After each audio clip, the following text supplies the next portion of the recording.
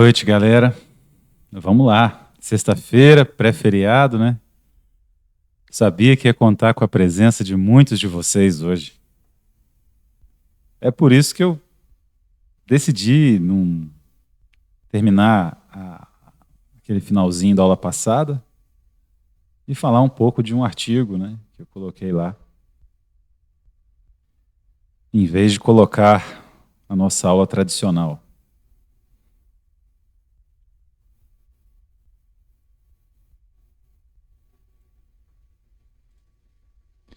A gente tinha chegado bem aqui no final, né? Íamos começar a falar do diabetes.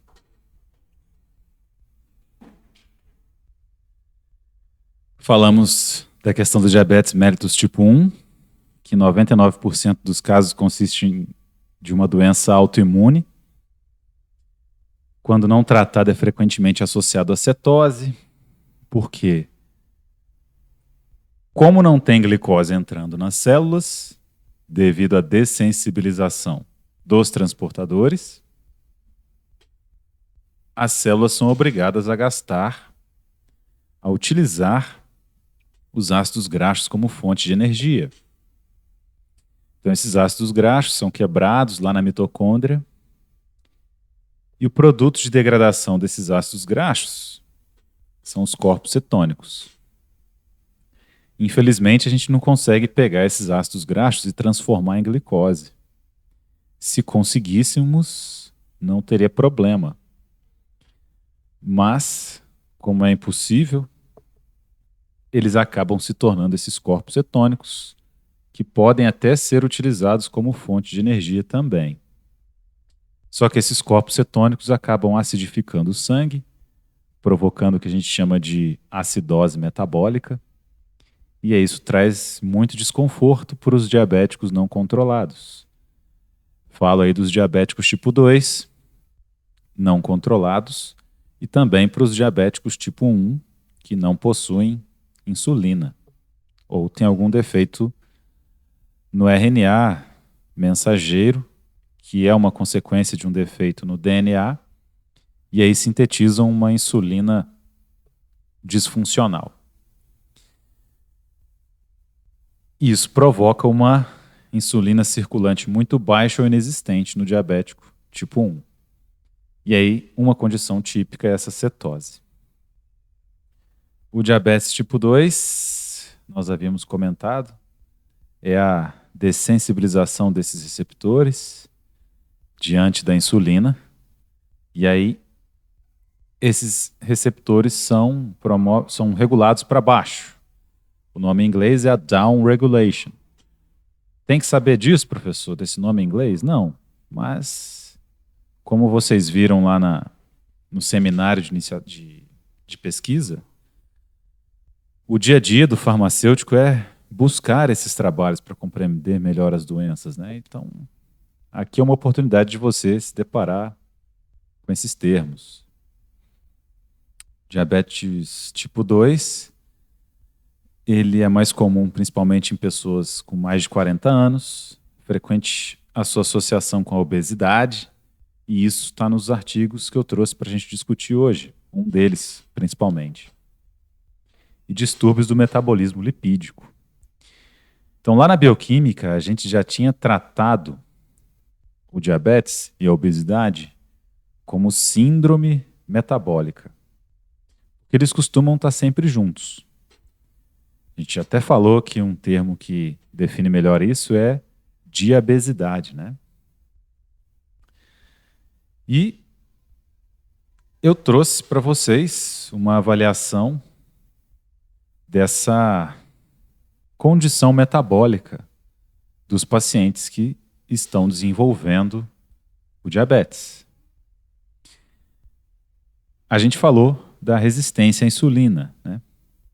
E aí, quando o indivíduo se alimenta mal, tem uma alimentação totalmente desregrada, se alimenta de muito açúcar ou faz muitas refeições por dia, o que acontece com os níveis de insulina plasmáticos?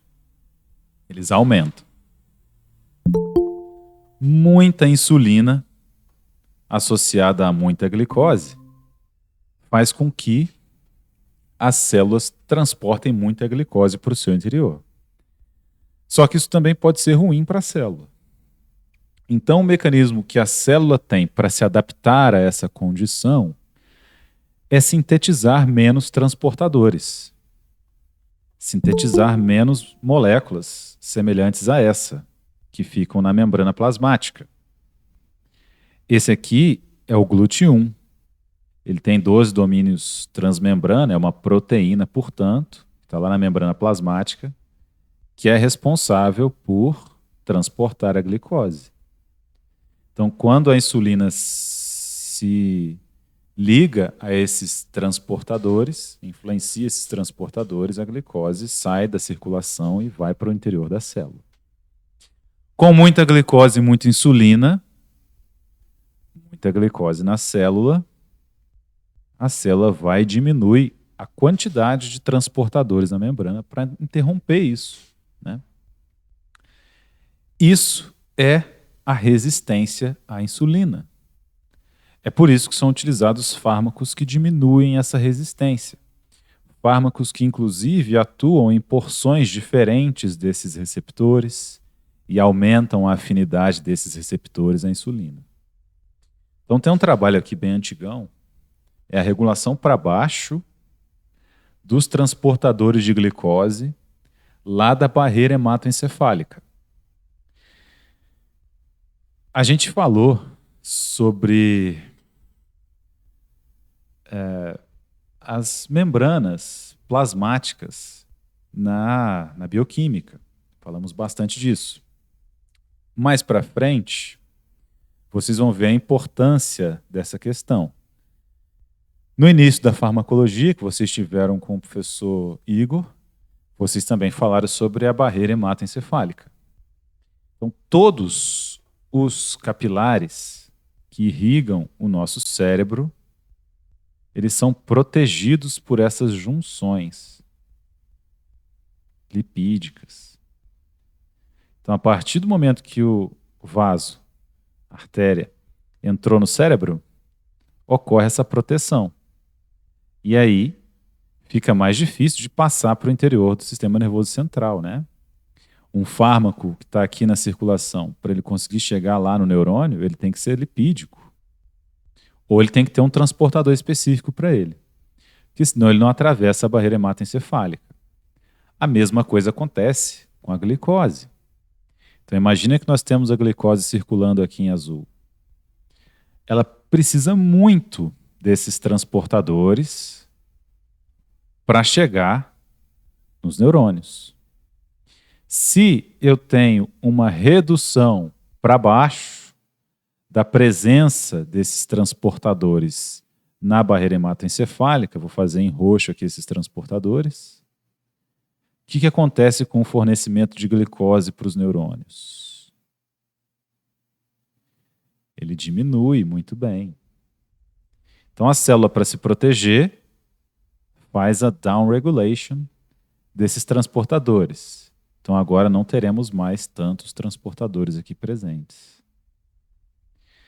Vejam que o diabetes pode provocar a neuropatia. Será que isso não pode estar associado com essa regulação para baixo da quantidade de transportadores de glicose na barreira hematoencefálica? Blood-brain barrier. Neuropatia é um dos perigos do diabetes a longo prazo, né? Toda essa prevenção que existe, né, o estímulo para que nós cuidemos da saúde, existe para que o paciente não chegue nas condições críticas do diabetes. E esse é um perigo do diabetes não controlado a longo prazo. Porque essas transformações metabólicas que a gente vê, e o indício principal que a gente nota é a hiperglicemia, elas irão se desdobrar em problemas mais sérios no nosso organismo. Então, essa é um exemplo que eu trouxe para vocês aqui de que a coisa pode ficar mais séria. não é só a hiperglicemia o problema e a acidose metabólica. Vejam que as rotas metabólicas do nosso organismo estão todas conectadas, né? E aqui tem um problema muito sério. Porque se há regulação para baixo de transportadores de glicose na barreira hematoencefálica, a gente tem problemas energéticos lá no nosso cérebro. Então, esse cérebro passa a não funcionar bem. Então, aqui nesse trabalho, eles mostraram que em diabéticos, esse trabalho é bem antigo, ocorre essa regulação para baixo dos transportadores. Tá? As investigações, então, examinaram a presença, a atividade desses transportadores de glicose na barreira hematoencefálica, num experimento em vivo com ratos, se não me engano. E esse outro trabalho aqui também que eu trouxe para vocês tem um efeito muito semelhante, muito embora seja bem mais recente, só que em outro tecido, no tecido adiposo, mais especificamente a gordura visceral. Então, assim como lá na barreira hematoencefálica, as células, para se protegerem da hiperglicemia, elas também regulam para baixo a presença de transportadores, a presença de elementos, né? Os transportadores de elétron das membranas, da membrana mitocondrial. A gente viu isso lá na bioquímica, a famosa cadeia de transporte de elétrons mitocondrial, que faz dentro da mitocôndria aquele papel de bombear os prótons para o espaço intermembrana e, quando eles voltam, produzir ATP. Esse evento é chamado de fosforilação oxidativa. Então, veja bem, um paciente diabético é algo que a gente não está acostumado a pensar, né, no diabetes. Então, vai menos glicose para o cérebro, para o sistema nervoso central. Neuropatia. Neurônios morrem. Essa grande disseminação de Alzheimer, né, a presença do Alzheimer e doenças neurodegenerativas na população, será que não está associada, então, a um aumento de diabéticos? Sobretudo aqueles diabéticos que não se deram conta da instalação dessa doença, porque é uma doença lenta. As doenças neurodegenerativas, elas partem de problemas na síntese proteica. Lá na bioquímica, a gente também já viu isso aí. Os corpúsculos de Lewy, eles decorrem de erros no metabolismo de proteínas lá nos neurônios. Será que esses erros não acontecem justamente porque está faltando energia para sintetizar ATP? E aí as proteínas que são geradas, as enzimas que estão trabalhando ali, sendo carregadas por esse ATP, né, energeticamente, vão trabalhar mal justamente porque não completam todas as reações, porque falta energia? Será que existe alguma ligação entre essas doenças neurodegenerativas e o diabetes não controlado? Pode ser que sim, né? É bem plausível que sim. E aqui, no caso, é uma regulação para baixo, down regulation, da cadeia de transportes de elétrons, dos genes que codificam as proteínas da cadeia de transportes de elétrons mitocondrial. Onde é que estão essas mitocôndrias? Lá no tecido adiposo visceral, em pacientes com diabetes mellitus tipo 2, independentemente da presença ou não da obesidade. E o possível envolvimento do fator de necrose tumoral alfa. O TNF-alfa, que é esse fator de necrose tumoral alfa, ele é produzido nas inflamações. Então, os nossos leucócitos, células brancas, glóbulos brancos, né? Também conhecidos como glóbulos brancos, eles produzem o fator de necrose tumoral alfa para funcionar como uma citocina, para recrutar novas células, então está envolvido no processo inflamatório. Mas, segundo esse trabalho, ele também desempenha um importante papel na questão da obesidade. Então vejam que interessante. Nós falamos da situação do cérebro e a gente sabe que diabetes e obesidade estão sempre juntos, né?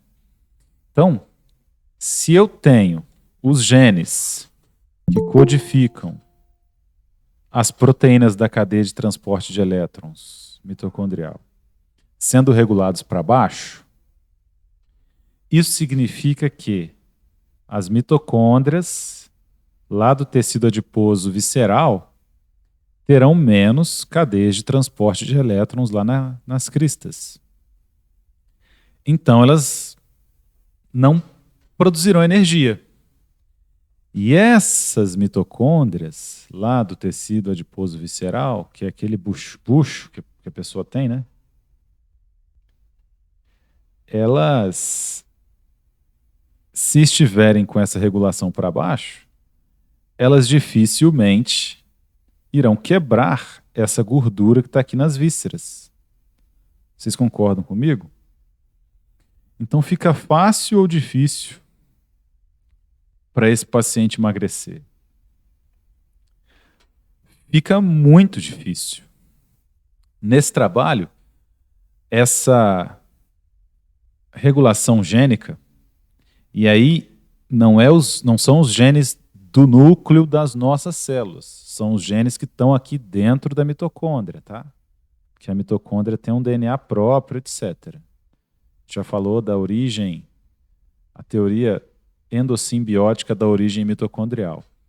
Então, os genes dessa mitocôndria, que são transcritos, o DNA que é transcrito em RNA mensageiro, o RNA mensageiro da mitocôndria que vai se encontrar com o ribossomo mitocondrial e vai sintetizar aquelas proteínas lá, complexo 1, 2, 3 e 4, que é a cadeia de transporte de elétrons mitocondrial. Esses genes estão regulados para baixo. Ou seja, essas mitocôndrias não estão produzindo essas proteínas. Ou a quantidade de mitocôndrias diminuiu, ou essas mitocôndrias morreram e não foram substituídas.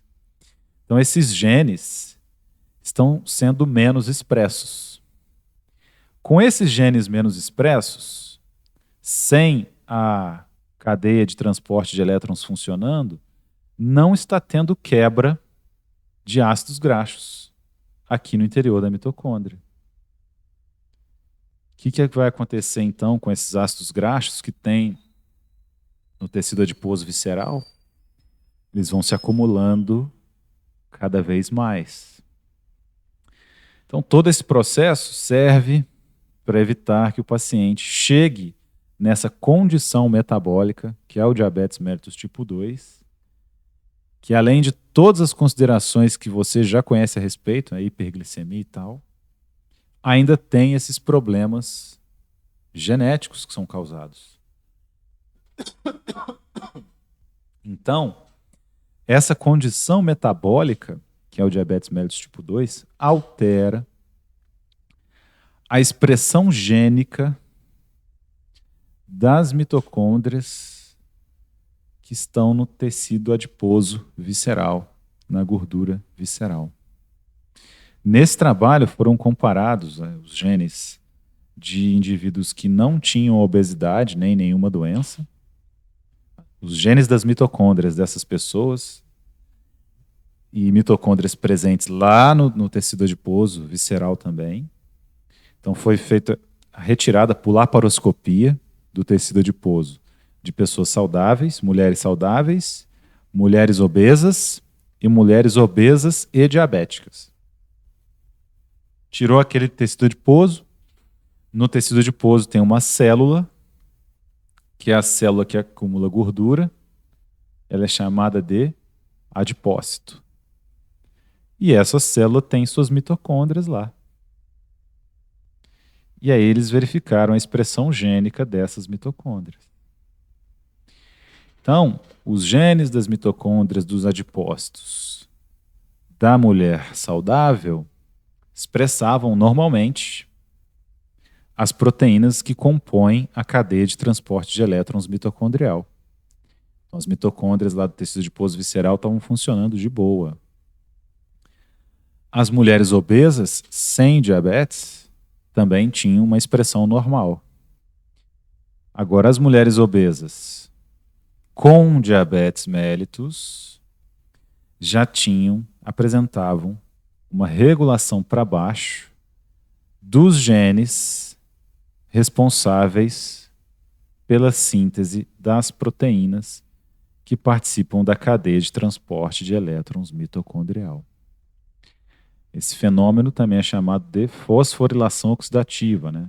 O que é produzido aqui pela cadeia de transporte de elétrons mitocondrial.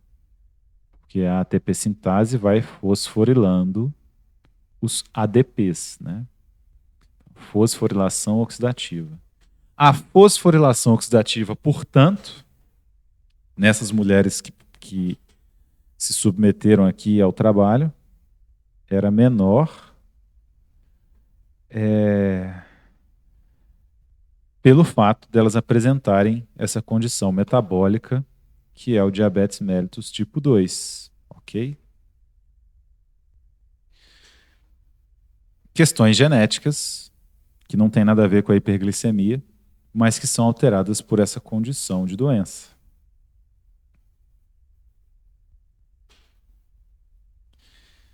E aqui o trabalho para vocês. Vou deixar disponível lá, né?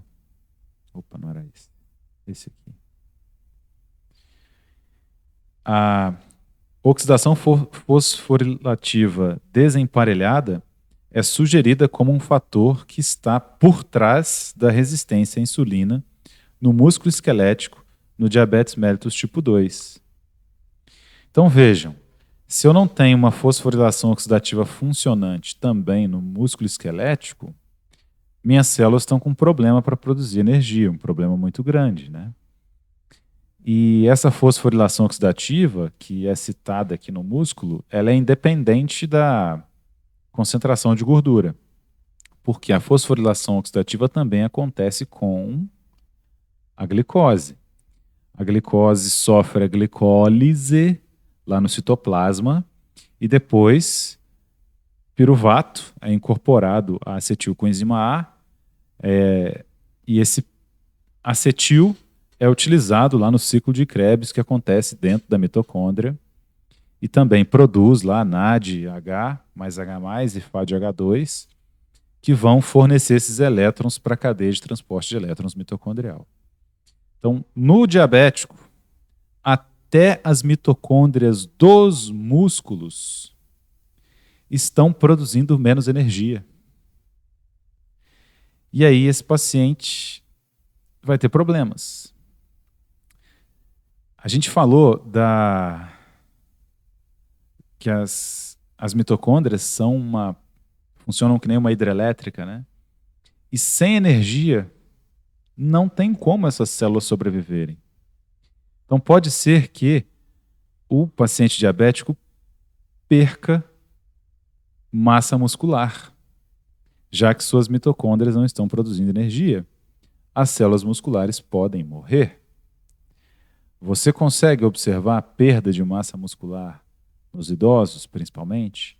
A gente viu ali no slide anterior, durante a aula passada, e revisando nessa aula de hoje, que o diabetes mellitus tipo 2 costuma aparecer em pacientes com mais de 40 anos. Então, é interessante que você sugira para essas pessoas que estão nessa faixa etária aí a mudanças de hábitos que capacitem esse indivíduo a fazer exercícios físicos, né? Principalmente exercícios de musculação. Tem uma questão que eu gostaria de comentar também, nesse tema, né, que a gente está tratando aí, que são as caminhadas. Hoje em dia nós vemos muitas pessoas, e sobretudo idosos, fazendo caminhadas. Diante do que a gente vê na farmacologia, a gente estudou aqui nessa farmacologia 1. As caminhadas são interessantes para um ponto de vista, que é o emagrecimento, a perda de gordura, a redução do colesterol, etc. Só que na utilização de medicamentos pode ser ruim, porque se o idoso toma um remédio e sai para caminhar, isso altera a sua absorção. O fluxo de sangue aumenta, a absorção aumenta, o trânsito intestinal diminui de tempo, pode ser que o fármaco não seja bem metabolizado, bem absorvido. Esse fármaco vai ser absorvido mais rápido. E agora pensa num indivíduo que tem diabetes. Se ele fizer esses exercícios de caminhada muito extenuantes, com mitocôndrias nos músculos incapazes de produzir energia, ele pode ter perdas de massa muscular. E essa perda de massa muscular pode incapacitá-lo de outra forma, porque ele vai ficar mais suscetível a ter lesões, certo? Lesões musculares nas caminhadas. Então, é uma prática saudável que se disseminou bastante na terceira idade, mas que a gente tem que observar com cautela, avaliando caso a caso. Essa é uma boa oportunidade também de intervir positivamente na saúde do paciente, conectando-o com outros profissionais de saúde, nutricionistas e fisioterapeutas, tá? Porque com certeza eles complementam o conhecimento do farmacêutico nessa área.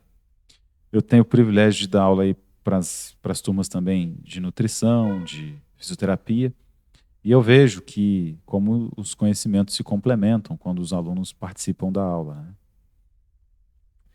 Então, voltando aqui, algo que você não espera, né, que é uma prática saudável, uma caminhada, só que no diabético isso tem que ser tratado de forma especial, porque os músculos do diabético têm uma fosforilação oxidativa desemparelhada, devido a essa condição clínica.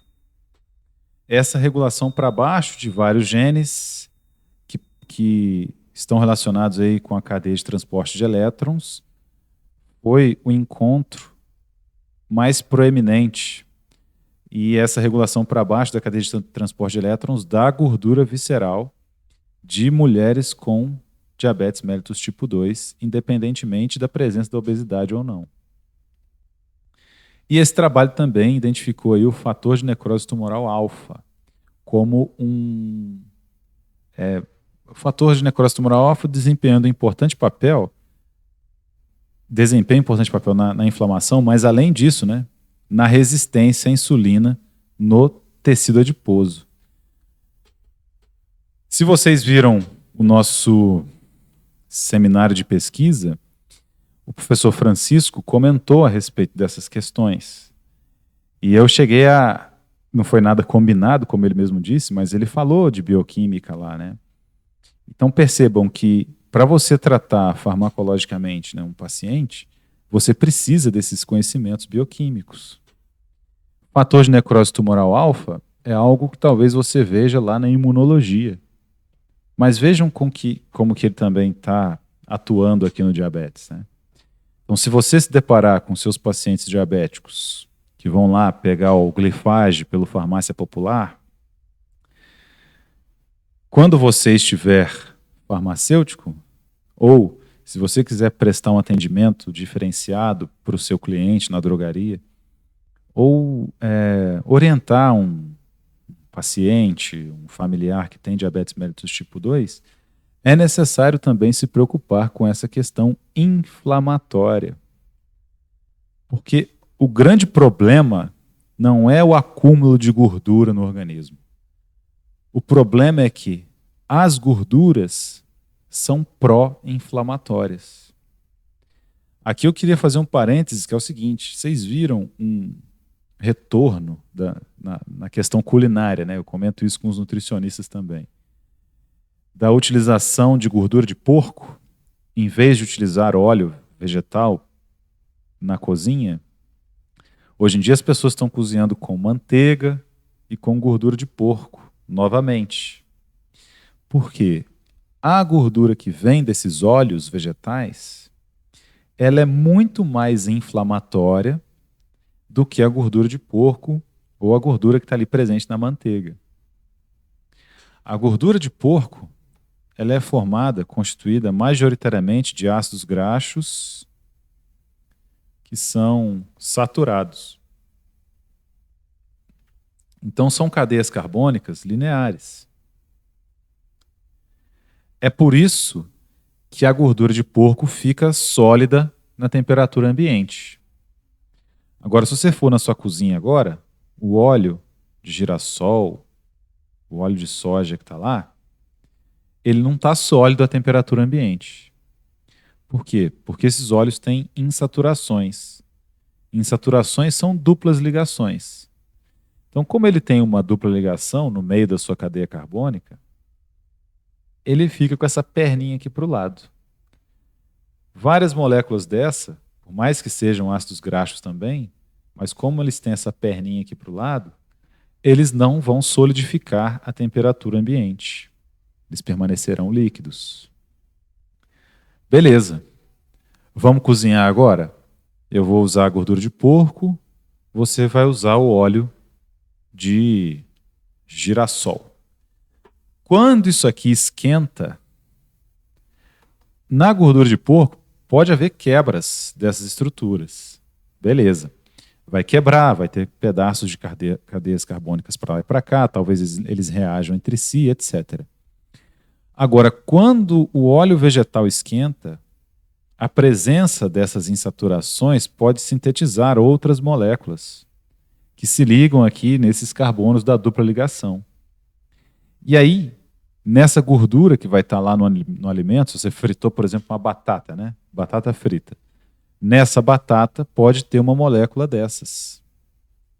Só que essas moléculas provenientes do óleo vegetal nunca existiram na natureza.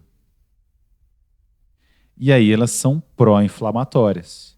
Porque quando seu sistema imune se encontra com elas, ele não sabe o que é isso. Agora imagina essa gordura estranha aqui, estranha, que nunca existiu, armazenada numa placa aterosclerótica lá no coração. Se a placa aterosclerótica se rompe e tem essa gordura aqui do óleo, a probabilidade de uma reação inflamatória é muito maior do que se lá nessa placa aterosclerótica só tiver essa gordura da banha de porco. Então, como os óleos vegetais são mais inflamatórios, a gente diz que são pró-inflamatórios, hoje existe um movimento para se cozinhar novamente com o que dava certo, que era o que já deu muito certo e fica até bem mais gostoso, né? A gordura de porco. Mais um exemplo aí para vocês da bioquímica interferindo aí na orientação que você vai dar para o paciente que vai na farmácia, tá? E nesse trabalho pôde-se perceber que a expressão gênica desse fator de necrose tumoral alfa foi maior nos pacientes que tinham diabetes mellitus tipo 2, nas pacientes. Por quê?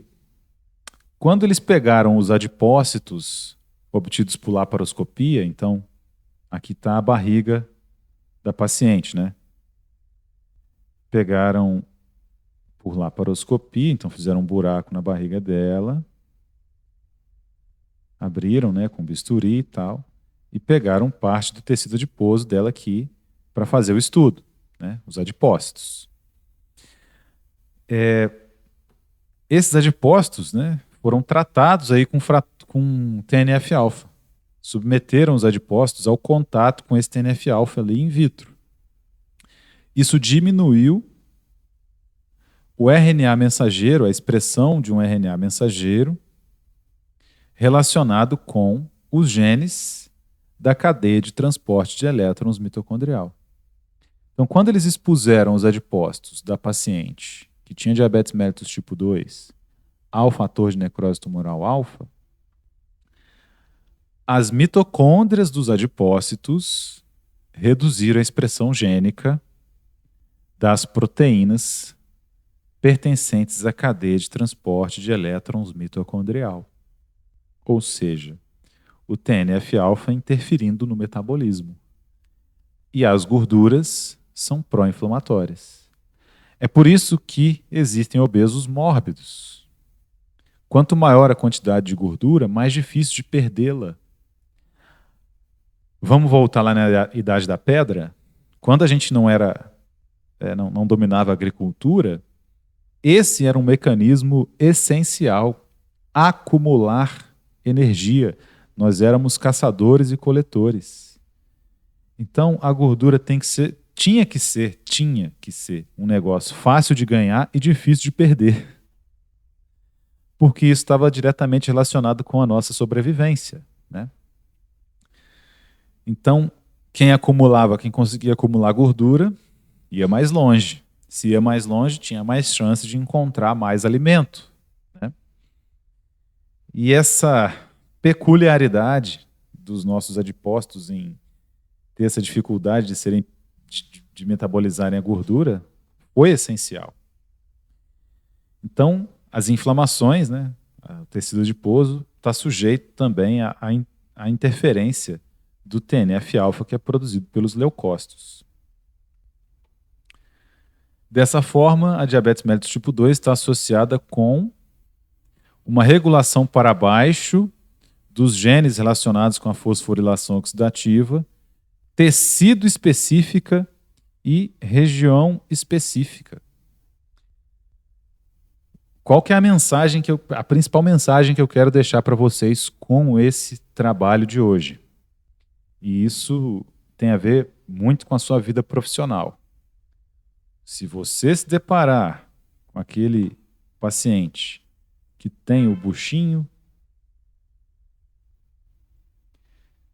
cuide para que ele seja avaliado quanto ao diabetes. Ok? Esse acúmulo de gordura visceral, nós estamos vendo aqui que ele não acontece à toa. Esse acúmulo da gordura visceral acontece por meio de transformações metabólicas que predispõem o indivíduo a isso. Então, no meu caso aqui, eu já tenho um buchinho já considerável, né? A barriga de cerveja. Óbvio, eu não cuido tanto da minha saúde como uma pessoa que vai para a academia todo dia e tal, mas eu tento me alimentar corretamente, beleza. Mas a gente vê pessoas que têm a protuberância abdominal muito saliente. E isso é um risco. E você há de concordar comigo o seguinte: sempre que você conversa com um paciente que tem essas características, a maioria deles não sabe se é diabético ou não fez os exames, nunca fez o teste oral de tolerância à glicose, não dosa a glicemia, nunca dosou. Sobretudo os homens. A gente sabe que entre os homens vamos dizer assim, a regularidade de visitas médicas, né, de ida ao médico é bem menor. Então vale a pena, se você quiser cuidar bem de perto da saúde dos seus pacientes, sugerir que essa característica anatômica seja investigada quanto à predisposição ao diabetes. O diabetes, como já comentamos, é uma resistência à insulina. Essa resistência à insulina acontece por conta de altos níveis de insulina no sangue. Então pode ser que você dose a glicemia desse paciente que tem aqui a barriguinha de cerveja e ela esteja normal. Pode ser que você peça para ele acompanhar essa glicemia e a glicemia está normal. Mas o pré-diabético, ele tem a glicemia normal. O que o pré-diabético tem de alterado é a insulina. Então, o sintoma, a característica bioquímica que envolve pré-diabético é uma alta insulina plasmática. Porque as nossas células só vão desenvolver a resistência à insulina depois de experimentarem níveis altíssimos de insulina no sangue. Então, a melhor orientação que você vai fazer para esse paciente que está aí, que possui essas características químicas, características anatômicas, né, é a dosagem de insulina, caso os níveis glicêmicos estejam normais. Então, ainda dá para investigar a concentração de insulina no sangue e também o teste de hemoglobina glicada. Hemoglobina glicada, que nós vimos lá na bioquímica também. Tenho certeza que vocês não se esqueceram, porque faz pouco tempo que a gente estudou junto a hemoglobina glicada, né? Esse é o conhecimento principal que vocês têm que levar dessa aula aqui, desses trabalhos, tá? E futuramente, como disse o professor Francisco lá no seminário, vocês terão que pesquisar esses trabalhos aqui, como ele teve também no dia a dia, para fazer essas orientações.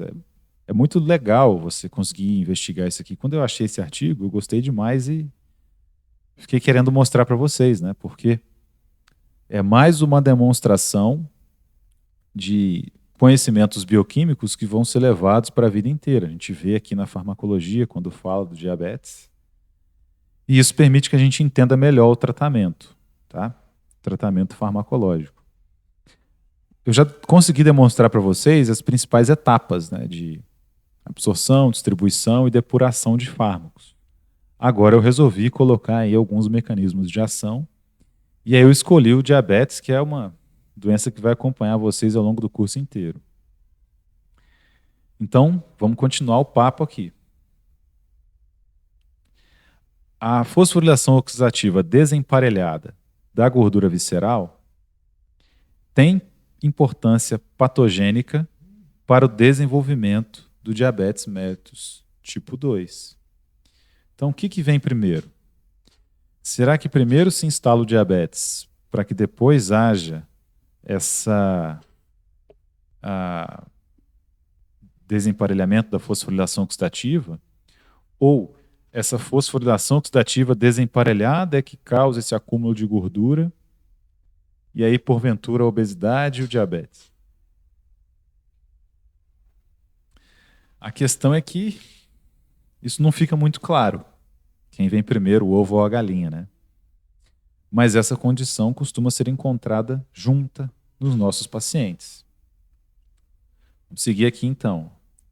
O perigo da gordura abdominal, em particular, o depósito de gordura visceral intraabdominal para as complicações da obesidade, incluindo a resistência à insulina, diabetes mellitus tipo 2 e aterosclerose, é um assunto de debate contínuo. A circunferência abdominal, portanto, é um preditor muito forte da resistência à insulina. Inclusive, os sujeitos que aparentemente estão saudáveis. Então, leve isso consigo. Nós temos muitos pacientes no dia a dia que a gente atende na farmácia, que a gente dá orientação farmacêutica, e ele chega lá com uma circunferência abdominal anormal, tirando onda, dizendo que não usa nenhum medicamento, que não tem nem pressão alta, ou dizendo que só tem pressão alta, não tem diabetes. Pode ser que ele não seja diagnosticado como diabético, porque ele não fez o teste oral de tolerância à glicose ainda, ou pode ser que ele esteja de fato saudável, mas o acúmulo de gordura abdominal para quem tem uma alimentação comum, ele é um forte indicador de que está começando a haver essa resistência à insulina.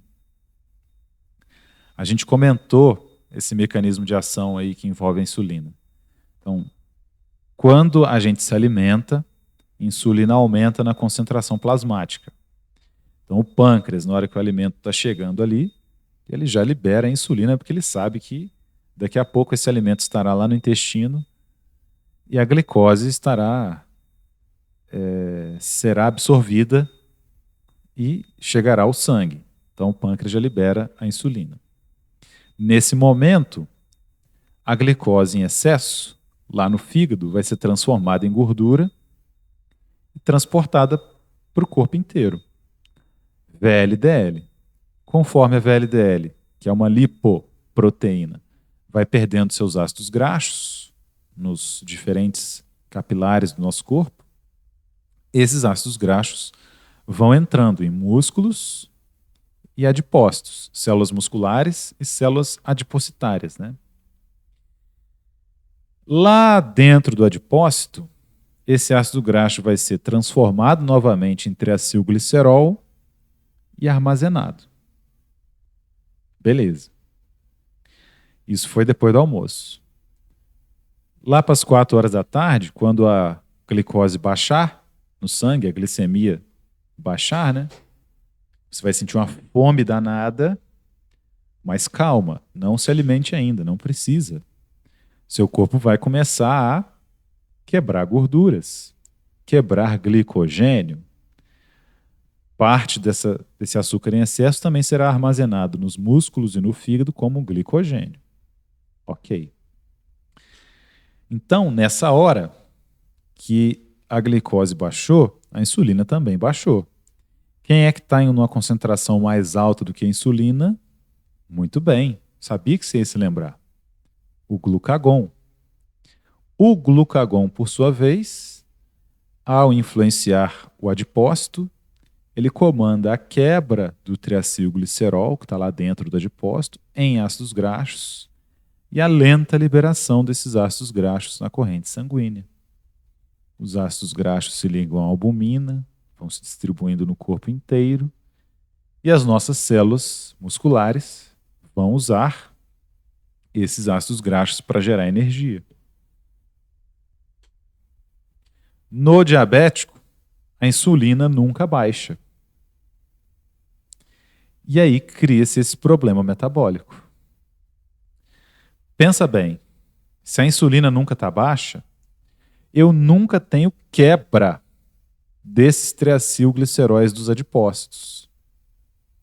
A quebra vai ser muito baixa. Porque o organismo vai achar que está no estado alimentado. Né? Mas, óbvio, algumas células terão uma reserva de ácidos graxos, que é comum de todas as células, e aí vão quebrar esses ácidos graxos e produzir a acidose metabólica que a gente tinha comentado lá no início da aula. No tecido adiposo, tecido dependente e região dependente, então no tecido adiposo visceral, a cadeia de transporte de elétrons, a fosforilação oxidativa, é regulada para baixo. Então, as mitocôndrias ali presentes não vão degradar esses ácidos graxos presentes no tecido adiposo visceral para gerar energia. E aí vai ocorrer um acúmulo de gordura no tecido adiposo visceral. Então, nesse paciente que tem essas características anatômicas, é interessante sugerir a dosagem de insulina, a dosagem de hemoglobina glicada, se ele quiser cuidar da saúde dele.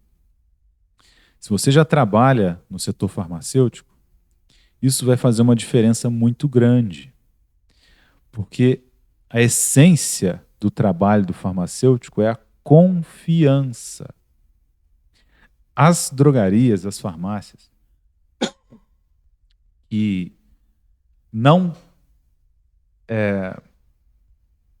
não são conhecidas pela confiança, então aquele balconista ou farmacêutico que não inspira essa confiança no seu cliente, que é o seu paciente, ele não vai para frente. Tudo bem que a gente tem diversos tipos de pacientes / clientes, né? Tem um cara que vai lá comprar uma água oxigenada. E isso eu falo para você que já está trabalhando no setor. Se você já está trabalhando no setor e está aqui no 4º período, eu converso com alunos que trabalham no setor também, há muitos anos, só que estão lá no 10º período, fazendo estágio de análises clínicas comigo. Se eles pudessem voltar atrás, eles teriam um outro olhar para o dia a dia deles. As dúvidas que surgiram no dia a dia, e eles não correram atrás, ou então ficaram só no senso comum, hoje assombra esses alunos. Eles estão tendo que fazer TCC, muitos TCCs envolvem medicamentos que eles cansaram de vender a vida inteira, e eles não sabem nem o mecanismo de ação desses fármacos. Que esquece. Viu uma vez, esqueceu. Só que se você aprendeu uma vez, quando você precisa desse conhecimento de novo, é mais fácil de reter esse conhecimento. Sobretudo quando você escreve isso ou explica isso para alguém. Ah, professor, mas eu tenho dificuldade de explicar. Eu não gosto de falar. Pensa nisso como o seu trabalho. Explique para os seus pacientes isso que você está vendo nas aulas. Quem explica aprende 2 vezes. Muitos deles trabalham em drogarias em que eles percebem a famosa empurroterapia, né? Então a gente sabe, eu sei, porque também já estive no mercado, sobre uma pressão, por exemplo, para vender vitaminas, né? Vocês que já estão trabalhando têm essa pressão também. Isso não é empurrar a vitamina. Do ponto de vista comercial, você vai ganhar comissões em cima disso, ou a farmácia vai lucrar em cima disso, sim. Só que existe um ponto de vista da saúde em relação a esses complexos vitamínicos. Então você tem que saber vender em vez de empurrar. Sobretudo quando a gente vê o conceito de farmácia que existe entre os profissionais que trabalham diretamente com o SUS, né? Na drogaria não teria que ter nada além de remédio. Só que vai abrir uma farmácia sem vender esses outros produtos que estão envolvidos na preservação da saúde. Não dá. Ninguém vai conseguir manter uma farmácia, pagar o salário do farmacêutico, pagar os balconistas vendendo hidroclorotiazida, que é 1,25. Sei lá, talvez o lucro que se tem em cima de uma hidroclorotiazida, o lucro líquido, não seja nem 10 centavos. E esses outros componentes do arsenal que o farmacêutico tem na drogaria, eles são importantes.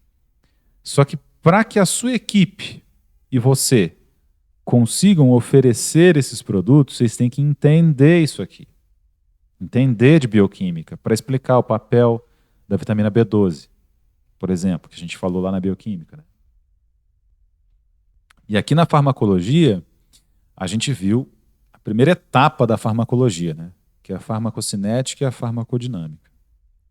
Mas é necessário que você consiga cuidar de perto da saúde do seu paciente que vai lá procurar emagrecer. Tem um TCC, por exemplo, que está sendo orientado por mim, em que os alunos vão falar de obesidade. Um dos alunos, inclusive, fez a bariátrica, né? Então, o TCC dele é a atenção farmacêutica no paciente, voltada, né, para o paciente obeso. Quando esse paciente for ser atendido por você, e você passar para esse paciente conhecimento, transferir conhecimento para ele a respeito do tema, e ele confiar em você, você não vai precisar fazer empurroterapia nele. Ele vai querer que você o oriente e fazer o tratamento dele contigo. Tá? Então, se você não gosta, se você acha chata a empurroterapia, qualifique a sua equipe, se qualifique primeiramente. Porque aí você vai aprender a vender, a entregar o que o paciente precisa. Hoje, quando a gente entra numa farmácia, meio que você não tem nem tempo de de pensar. Já te é oferecida uma vitamina, né? Você não volta nessa farmácia mais. Nenhum cliente gosta disso. Mas se você perder a noção, você acaba fazendo isso mesmo, porque você está sendo pressionado para vender, né? Deixe isso de lado, se qualifique e ganhe tempo com esse cliente.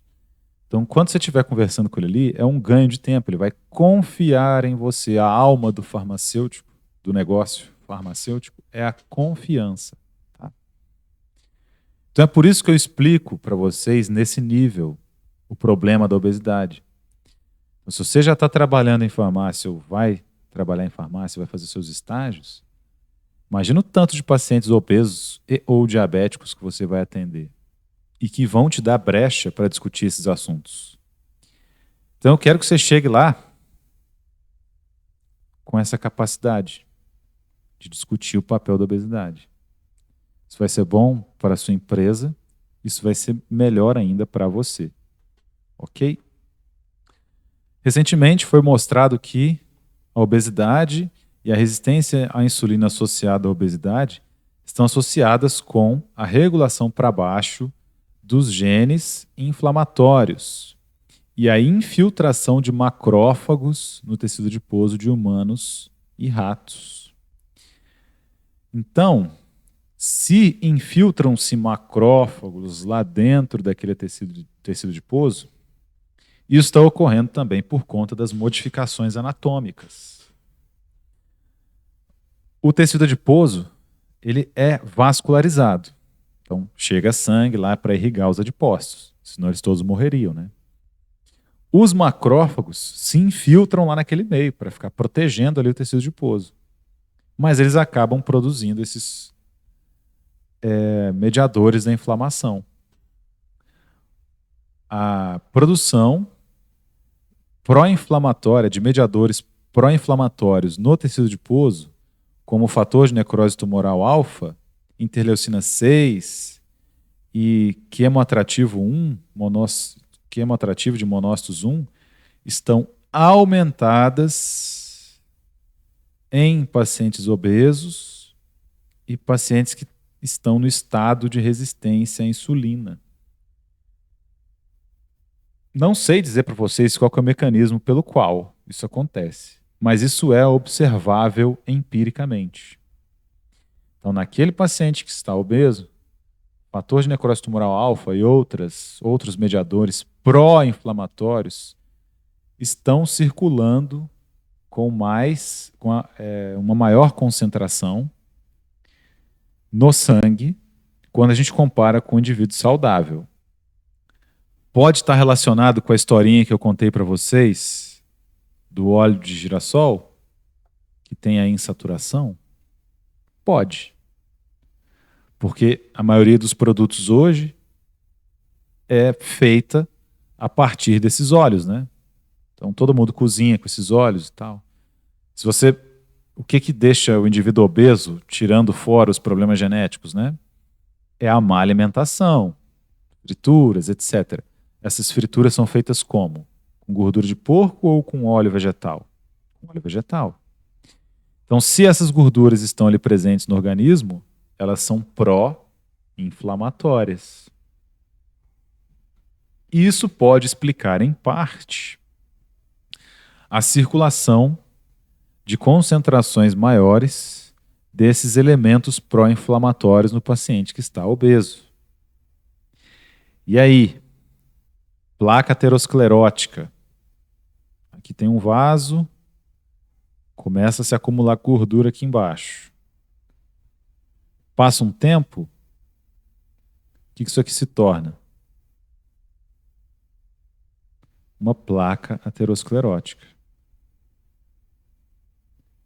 Que pode, inclusive, obstruir o vaso se ela inflamar. Então, se isso aqui se rompe, rompeu. Isso pode gerar uma inflamação e, consequentemente, a obstrução do vaso. Uma inflamação num paciente que está saudável é uma coisa. Agora, imagina um evento desse, inflamatório, num paciente que tem circulando no seu sangue níveis mais elevados de citocinas pró-inflamatórias. Fator de necrose tumoral alfa, interleucina 6 e etc. O processo inflamatório aqui é muito mais drástico. A oclusão é muito mais possível. Tem uma probabilidade maior de acontecer. E se essa oclusão acontece, a irrigação é cortada. E se essa artéria estivesse irrigando o famoso coração? Doença arterial coronariana, né? Então vale a pena incorporar esse conhecimento aqui da aula no seu dia a dia. A fosforilação oxidativa está regulada para baixo no músculo dos sujeitos que têm diabetes tipo 2, nos pacientes que foram pesquisados ali nesses trabalhos aí.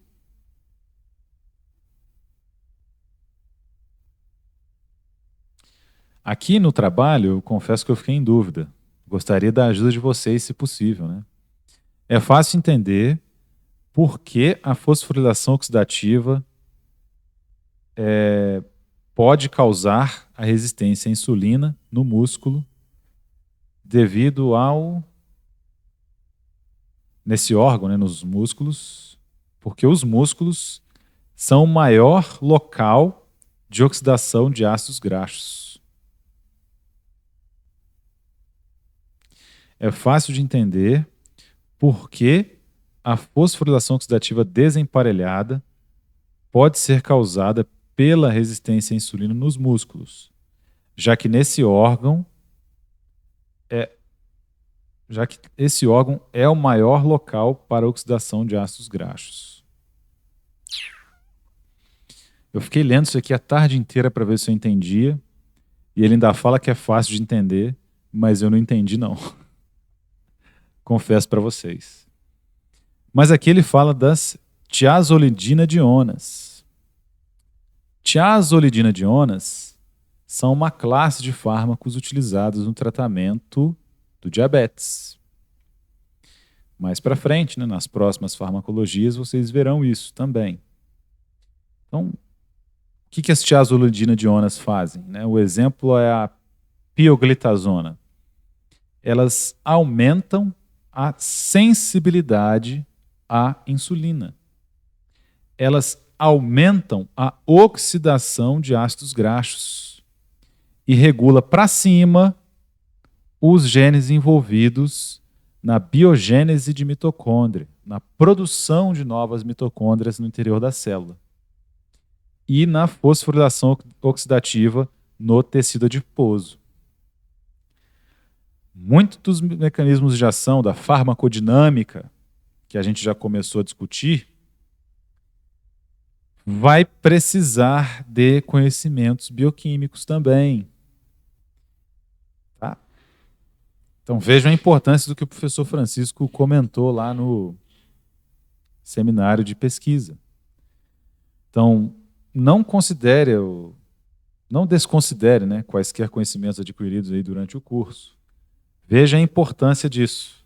Então, quando você tiver que entender a farmacodinâmica de uma tiazolidinadiona, da pioglitazona, você vai ter que saber o que é a fosforilação oxidativa.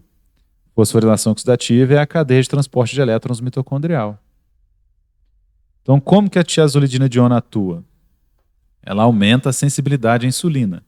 Ou seja, isso impacta diretamente na hiperglicemia, né? Então, nesse diabético tipo 2, aquela glicose que está circulando vai ser transportada para o interior da célula. Aumenta a oxidação de ácidos graxos e regula para cima os genes envolvidos na síntese de novas mitocôndrias. Se aumenta a quantidade de mitocôndrias, aumenta a geração de energia. As mitocôndrias, em sua maioria, elas estão relacionadas também com a quebra de ácidos graxos. Então é por isso que quando o paciente começa o tratamento do diabetes, ele emagrece. Vocês já viram o pessoal utilizando metformina para emagrecer? A metformina é uma sulfonilureia, se não me engano. Ela também promove essa perda de peso, em torno de 15% da massa muscular. É um medicamento de venda livre, né? Pode trazer alguns efeitos adversos, como a diarreia, mas muita gente usa a metformina para emagrecer também. E o paciente que começa, o diabético que começa o tratamento com a metformina, já perde peso, normalmente. Pode estar relacionado aí com o aumento das mitocôndrias, e aí isso também aumenta a oxidação de ácidos graxos para produzir energia. E os genes da fosforilação oxidativa, que é a cadeia de transporte de elétrons, também aumentam sua expressão lá no tecido adiposo.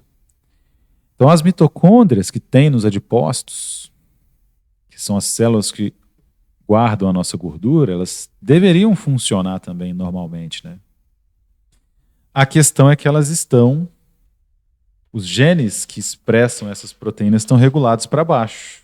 E essas mitocôndrias não funcionam corretamente. Mas esse processo deveria acontecer. E aí, quando se adquire um medicamento que tem um efeito, desenvolve um efeito nessa parte, o paciente acaba por emagrecer, né? Continuando aqui, vamos pular a metodologia.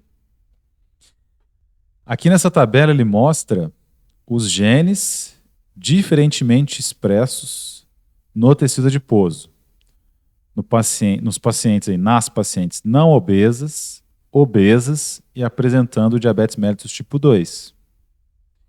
Então, quando compararam a paciente não obesa com a paciente obesa, lá no tecido adiposo subcutâneo havia uma regulação para baixo da expressão gênica. Aqui está comparando só a expressão gênica, tá? Isso não quer dizer que isso seja pior ou melhor para o paciente em si. Mas ele está demonstrando que existem diferenças metabólicas quando se compara um não obeso e um obeso no tecido adiposo subcutâneo. As diferenças no tecido adiposo visceral também são marcantes. Muitos genes estão regulados para cima e alguns genes regulados para baixo. Então vejam que a simples condição de obesidade já altera o metabolismo. Na bioquímica a gente viu esse metabolismo. Na farmacologia a gente vai tratar desse desemparelhamento metabólico.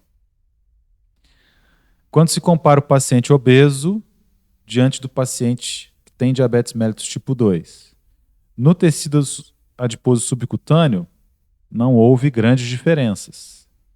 Mas no tecido adiposo visceral, alguns genes regulados para cima e uma quantidade bem grande de genes reguladas para baixo. Foi assim que eles perceberam essa diferença na expressão gênica lá das mitocôndrias, da cadeia de transporte de elétrons mitocondrial. Vamos comparar agora o paciente não obeso com o paciente que tem diabetes mellitus tipo 2, como é que fica o metabolismo lá no tecido adiposo subcutâneo. Vejam a quantidade bem grande de genes reguladas para baixo. Muitos genes. E no tecido adiposo visceral, então? Diversos genes regulados para baixo. E alguns genes regulados para cima. E vários também genes regulados para cima, né? É por isso que essas duas ciências estão bem conectadas. E é aqui que entram os fármacos, né? Como a gente comentou ali da tiazolidinadiona. Aqui ocorre uma discussão dos resultados. Nos tecidos adiposos das pacientes com diabetes mellitus tipo 2, em comparação com as mulheres não obesas, 28 dos 91 genes da rota metabólica estavam regulados para baixo. Nenhum gene da cadeia de transporte de elétrons foi regulado para baixo na gordura visceral das pacientes obesas que estavam saudáveis. Então, até a diferença entre o não obeso e o obeso não é muito grande no que diz respeito aos genes envolvidos na cadeia de transporte de elétrons mitocondrial. Não tem grande diferença, tá? Agora, quando esse paciente obeso desenvolve diabetes mellitus tipo 2, aí a coisa muda bastante. Vejam a oportunidade que nós temos de impactar positivamente na saúde dos nossos pacientes.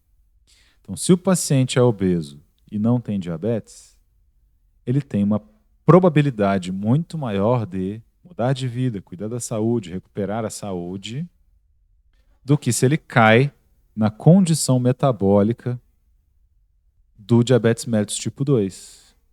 Porque aí os problemas metabólicos se tornam muito maiores e muito mais complexos de serem resolvidos.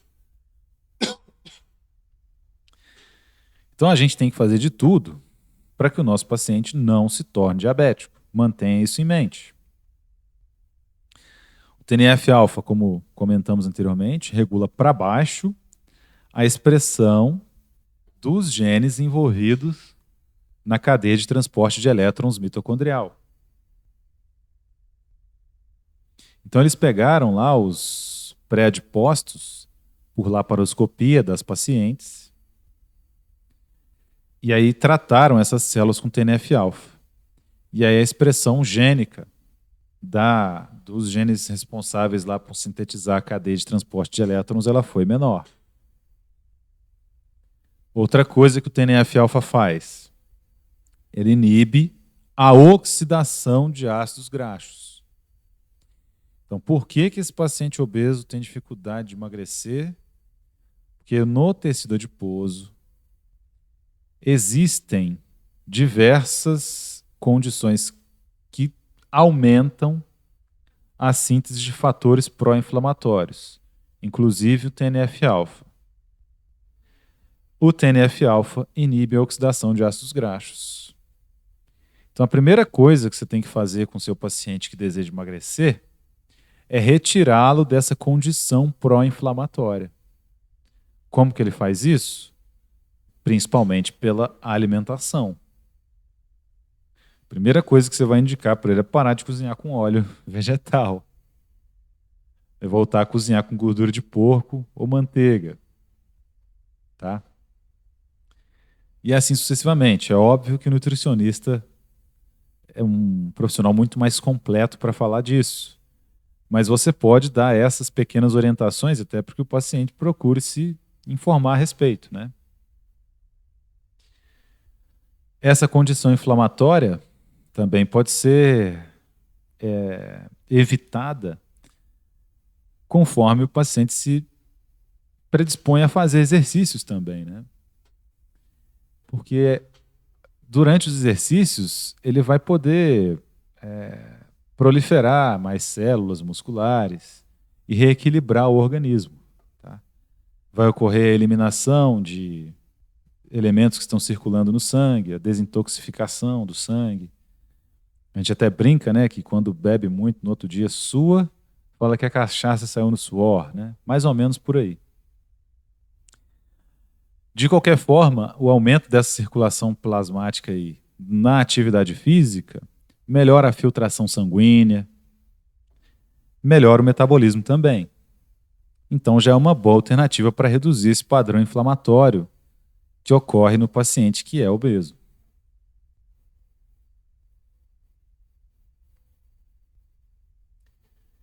Como é que está a expressão, então, do fator de necrose tumoral alfa no tecido adiposo? Então, naqueles macrófagos que estão presentes ali no tecido adiposo, que foram retirados na laparoscopia. Eles encontraram o RNA mensageiro, que é o responsável por sintetizar o TNF-alfa, expresso significativamente aumentado, em níveis significativamente maiores na gordura visceral em comparação com a gordura subcutânea. Então, esse é outro problema que envolve a perda dessa gordura visceral. Nessa gordura visceral tem muito mais TNF-alfa que impede a oxidação de ácidos graxos. Então, tem que fazer exercício. A expressão do TNF-alfa na gordura visceral foi significativamente maior nos indivíduos com diabetes mellitus tipo 2 em comparação com os indivíduos controle não obesos. Então, se essa presença do TNF-alfa é maior nos indivíduos obesos, em comparação com os indivíduos que tinham diabetes tipo 2, ela também estava presente. E aí isso dificulta o emagrecimento. Ok? Discussão dos resultados aqui. Nesse estudo, foi demonstrado que o diabetes mellitus tipo 2 está associado com um decréscimo região específico da expressão dos genes relacionados com a cadeia de transporte de elétrons mitocondrial. Onde? No tecido adiposo visceral. Então isso é região específica, pessoal. Isso não está acontecendo no corpo inteiro. Isso se concentra lá nas mitocôndrias do tecido adiposo visceral. Região específica. Até porque, como estamos numa situação no diabetes de hiperglicemia, lá nos músculos e nas outras células do nosso corpo, as mitocôndrias vão degradar ácidos graxos para produzir energia. Não tem outro jeito de produzir energia. Só que essas mitocôndrias lá do tecido adiposo visceral não estarão funcionando a pleno vapor. E diante daquele exemplo que eu falei a respeito do equilíbrio insulina-glucagon, o que está acontecendo nesse tecido adiposo visceral? Mais gordura está sendo armazenada lá. Nos indivíduos pesquisados, os genes relacionados aí com o transporte, a cadeia de transporte de elétrons, estavam regulados para baixo, aproximadamente 20% na gordura visceral dos diabéticos tipo 2, das mulheres diabéticas tipo 2, em comparação com os indivíduos não obesos, ou não obesos, as mulheres não obesas, né? Então, 20% menos é bastante coisa, né? Pelo fato de que o procedimento de laparoscopia foi realizado para obter a amostra, não tinha como obter muita amostra, né? Senão seria interessante fazer essa análise nos indivíduos que fazem aquela retirada de gordura, né? Não sei como é que chama. Lipoangioplastia, sei lá. Alguém sabe aí? Sei que todo mundo está prestando atenção, né? Estão participando bastante hoje. Entretanto, muitas linhas de evidência suportam a noção de que pequenas diferenças na expressão dos genes da cadeia de transporte de elétrons observadas nesse estudo são biologicamente relevantes. Primeiro, no diabetes mellitus tipo 2, em relação ao diabetes mellitus tipo 2, já há uma associação com defeitos na fosforilação oxidativa, nos genes, na expressão dos genes da fosforilação oxidativa e da oxidação de ácidos graxos, muito embora, até o momento, isso tenha sido primeiramente discutido no contexto da resistência à insulina no fígado e nos músculos. Então a gente sabe que a resistência à insulina que acontece no fígado e nos músculos provoca mudanças metabólicas na célula. Isso acontece porque a fonte de energia tem que mudar. Não tem glicose, vamos usar ácidos graxos, né? E isso é, de alguma forma, prejudicial. porque isso altera o pH da célula. A célula fica ácida. Tenho que enviar esses corpos cetônicos para o sangue fica ácido. Isso também altera o metabolismo. E talvez essa questão de pH seja o principal problema para essas células, né? E aí a célula tem que regular para baixo os genes que estão responsáveis pela cadeia de transporte de elétrons, porque tem que produzir menos mitocôndrias, senão a célula fica prejudicada. Então, vejam a importância do equilíbrio, né, na nossa alimentação. A especificidade, a órgão especificidade da regulação para baixo, da expressão gênica dos genes da cadeia de transporte de elétrons, também pode ser observada em alguns outros genes que são pertencentes à mitocôndria. E aí, mitocôndrias presentes no fígado em pacientes com diabetes mellitus tipo 2. Então, vejam como as mudanças metabólicas podem ser órgão específicas, né? No trabalho que a gente avaliou aqui, estava sendo observado o adipócito. Mas em células hepáticas também pode ser observado isso.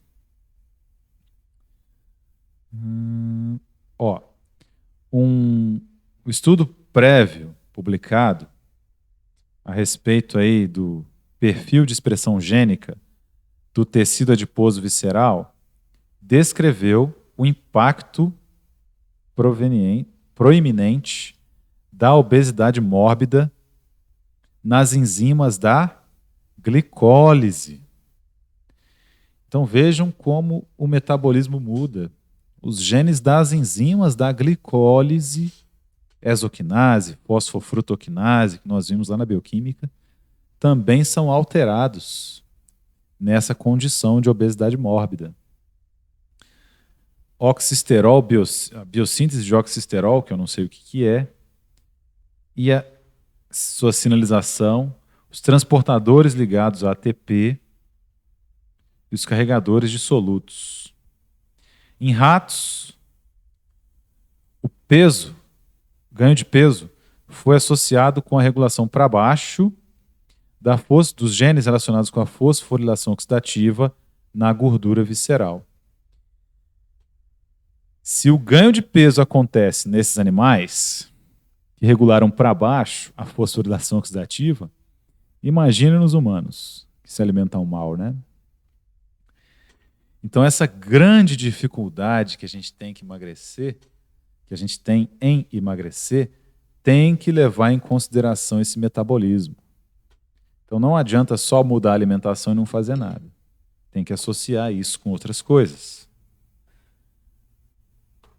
Aqui ele falou das tiazolidinadionas novamente. O que as tiazolidinadionas fazem? Elas induzem a criação de novas mitocôndrias, né, a biogênese de novas mitocôndrias, e regulam para cima, up regulation, para cima, a beta-oxidação e os genes né, da beta-oxidação e da cadeia de transporte de elétrons mitocondrial, da gordura subcutânea em ratos e humanos com diabetes mellitus tipo 2. Então as tiazolidinadionas têm um papel crucial aí no metabolismo. Mas não é para vocês adquirirem esse conhecimento e saírem indicando isso aqui para o pessoal emagrecer, tá? Emagrecer tem que ser emagrecimento com saúde.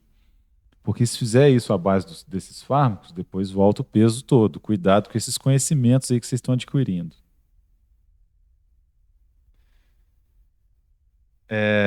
Aqui ele lembra novamente a questão de ser órgão específico.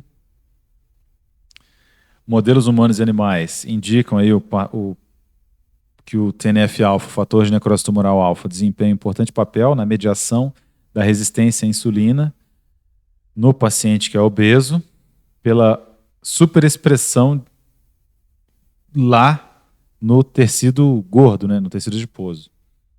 Então o TNF-alfa também influencia a obesidade, porque ele é superexpresso no tecido adiposo.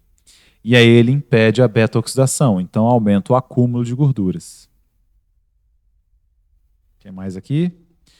Os genes relacionados com a fosforilação oxidativa, em particular os genes relacionados com a cadeia de transporte de elétrons, foram os mais regulados para baixo na região adiposa, nas pacientes com diabetes mellitus tipo 2, que, ao menos em parte, envolviam uma ação local do TNF-alfa, independentemente da obesidade. As mudanças na fosforilação oxidativa são, em parte, específicas para os órgãos adipócitos, né, para o tecido adiposo, em comparação com o tecido muscular e fígado, e podem ser um grande fator por trás da resistência à insulina na gordura visceral do diabetes mellitus tipo 2. A expressão gênica pode estar relacionada, então, com essa resistência à insulina. Era isso que eu tinha para mostrar para vocês hoje, meus amigos. Devido aí à presença do feriado, deixei para discutir esses artigos e não colocar nossa aula formal. Sem esperanças de dúvidas, sugestões ou comentários, encerro por aqui nossa aula de hoje. Fiquem com Deus, um excelente feriado, até semana que vem.